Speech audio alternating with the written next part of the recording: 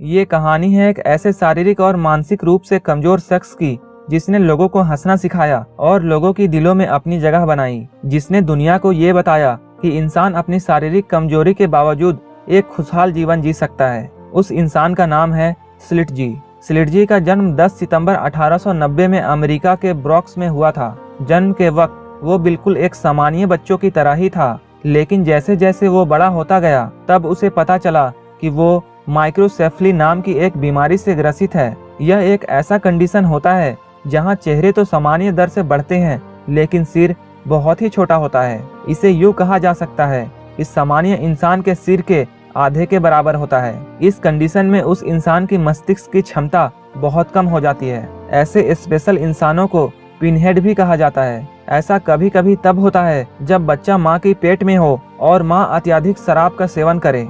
यह ऐसा जेनेरिक बीमारियों के कारण भी हो सकता है।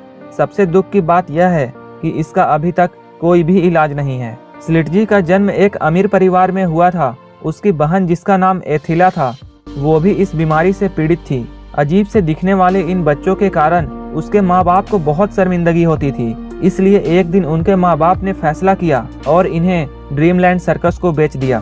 दुख की बात यह थी कि जहाँ एक तरफ इन बच्चों को एक्स्ट्रा केयर की जरूरत थी, वहीं अब ये एक सर्कस का हिस्सा बन गए थे। वहीं से शुरुआत हुई इनके सफर की। स्लिटजी अब युवा हो चुका था, लेकिन उसका दिमाग अब भी एक 3 साल के बच्चे जितना था। वह शब्दों को जोड़कर मुश्किल से बोल पाता था। सर्कस में स्लिटजी हमेशा लड़कियों वाले कपड़े पहनता था और अपनी मासूम हरकतों से लोगों को हंसाया करता था। धीरे धीरे लोग स्लिटजी को पसंद करने लगे। जो भी स्लिटजी से बात करता वह उसकी मासूमियत को देखकर उसका दीवाना बन जाता। यहाँ तक कि स्लिटजी को अब हॉलीवुड मूवीज के ऑफर भी आने लगे थे। इसके बाद स्लिटजी ने कई सारे मूवीज में काम किया। 1932 में एक फिल्म फ्रिक्स में स्लिटजी ने वो शोहरत कमाई कि वो एक सुपरस्टार बन गया। स्लिटजी की जिंदगी में उतार चढ़ाव चलता रहा। 1936 में सर्कस में काम करने वाले एक चिंपैंजी ट्रेनर ने स्लिटजी को गोद ले लिया और अपने मरते दम तक उसका ख्याल रखा। लेकिन जॉर्ज के मौत के बाद उनकी बेटी ने स्लिटजी को उनके घर से बाहर निकाल दिया और उसे एक मेंटल हॉस्पिटल भेज दिया। स्लिटजी को अच्छी केयर नहीं मिलने के वजह से वह बीमार हो गया। सर्कस के एक जादूगर दोस्त ने स्लिटजी की देखभाल के लिए हॉस्पिटल अथॉरिटी से रिक्वेस्ट की कि स्लिटजी की देखभाल के लिए स्लिटजी को वह अपने साथ ले जाना चाहता है, और ऐसा ही हुआ और वह जादूगर दोस्त स्लिटजी को अपने साथ ले गया। बाद में उसने एक सर्कस में काम करना शुरू किया। स्लिटजी का इतना नाम होने के बावजूद उसका अस्थायी घर नहीं था। स्लिटजी हमेशा अपने आसपास के लोगों को हंसाता रहता और अपनी मासूमियत से उनका दिल जीत लेता था। माइक्रोसेफली बीमारी के कारण स्लिटजी का शरीर अभी तक पूर्ण विकसित नहीं हो पाया था और न ही उसका दिमाग विकसित हुआ था। बावजूद इसके वह सभी लोगों को अपनी मासूमियत से खुश कर देता था।